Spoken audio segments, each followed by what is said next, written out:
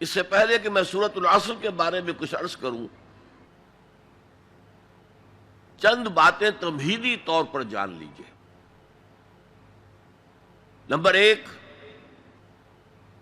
یہ قرآن حکیم کی مختصر ترین صورتوں میں سے ہے۔ صرف 3 صورتیں قرآن کی ہیں جو 3 آیات پر مشتمل ہیں: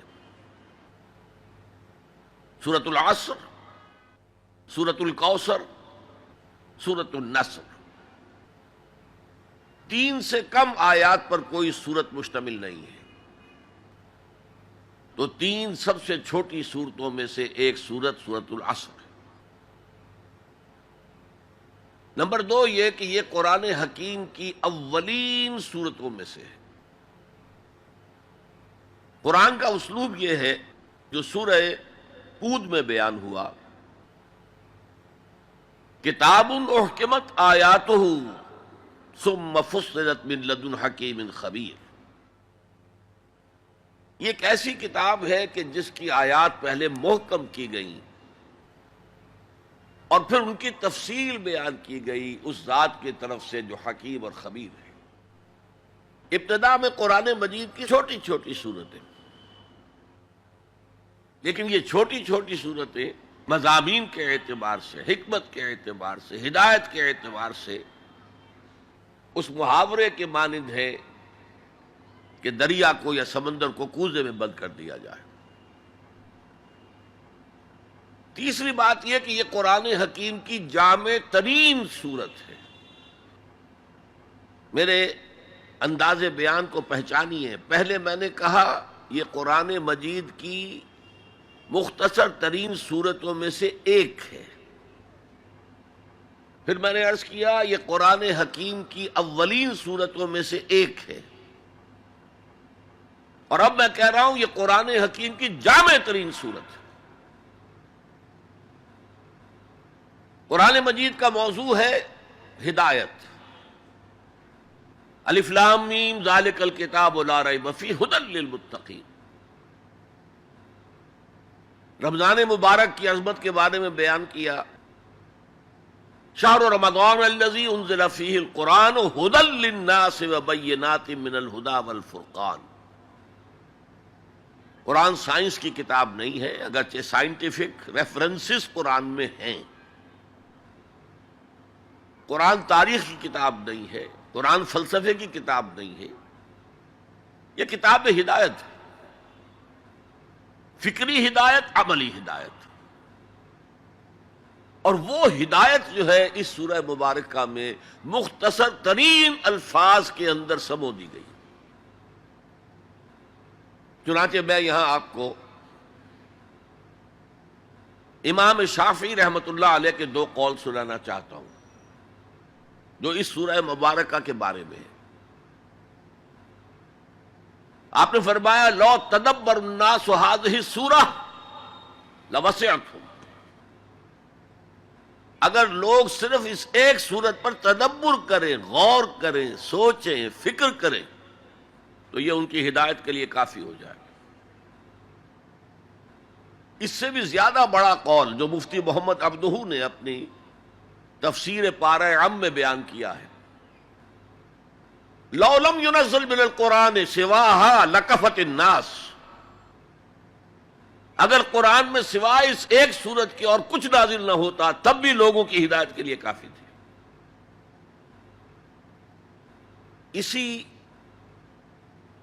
جامعیت کی بنا پر صحابہ کرام کا ایک طرز عمل امام رازی نے لکھا ہے،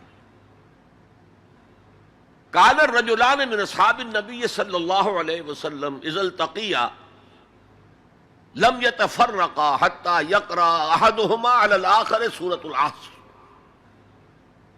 ثم يسلم احدهما على الاخر۔ نبی اکرم صلی اللہ علیہ وسلم کے صحابہ کا معمول تھا کہ جب وہ باہم ملاقات کرتے تھے تو اس وقت تک علیحدہ نہیں ہوتے تھے جب تک ایک دوسرے کو سورۃ العصر نہ سنا لیں۔ اس کے بعد وہ پھر سلام کرتے تھے اور اپنے اپنے راستے پر چلے جاتے تھے۔ یعنی تذکیر کے لیے، یاد دہانی کے لیے ہدایت کے جملہ مراحل کو واضح کرنے کے لیے ایک ایک لفظ میں یہ سورہ مبارکہ جو ہے واقعتاً اسی کی مثال ہے کہ سمندر کو کوزے میں بند کر دیا گیا۔ ایک اعتبار سے یوں بھی کہا جا سکتا ہے کہ یہ قرآن حکیم کے مضامین کا انڈیکس ہے۔ قرآن میں کچھ تاریخی واقعات بیان ہوئے ہیں، کچھ ازل کی باتیں بتائی گئیں، آدم کی تخلیق کا مرحلہ بتایا گیا، آدم و ابلیس کا قصہ بیان کیا گیا، پھر بہت سے انبیاء کے حالات بیان کیے گئے،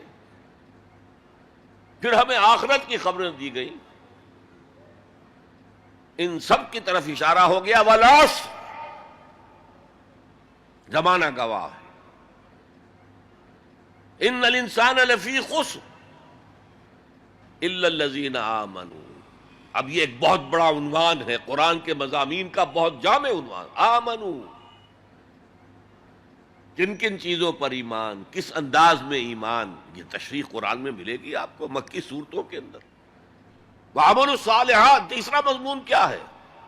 اچھے اعمال، صالح اعمال، اسی کی تفسیر تو ہے، اخلاقی تعلیمات ہے، بیسک ہیومن موریلٹی کا تذکرہ ہے، پھر شریعت کے احکام ہیں، یہ کرو یہ نہ کرو، یہ سب کیا ہے؟ عمل صالح کی تفسیر ہے۔ وتواصوا بالحق، یہ کیا ہے؟ یہ مختلف عنوانات سے قرآن مجید میں مضمون آیا، کہیں اس کو کہا گیا امر بالمعروف نہی عن المنکر، کہیں سے کہا گیا ادعو الی سبیل ربک، اور اس کے اوپر مفصل مضامین ہے۔ اور وتواصوا بالصبر، مدنی صورتوں میں جبکہ جنگیں ہو رہی تھیں تو صبر کی جو تلقین آئی ہے، جس طرح سے آئی ہے وہ آپ کے علم میں ہے، تو یہی تو مضامین ہے نا قرآن کے۔ تو گویا کہ سورۃ العصر جو ہے مضامین قرآن کا ایک جامع انڈیکس ہے۔ چوتھی بات یہ نوٹ کر لیجئے کہ یہ کلام انتہائی مؤکد ہے، نہایت تاکیدی ہے۔ پہلے تو اللہ قسم کھا رہا ہے، اللہ بغیر قسم کھائے بھی کوئی بات کہے تو مستند ہے ان کا فرمایا ہوا، لیکن تاکید کے لیے والعصر، زمانے کی قسم کھائی۔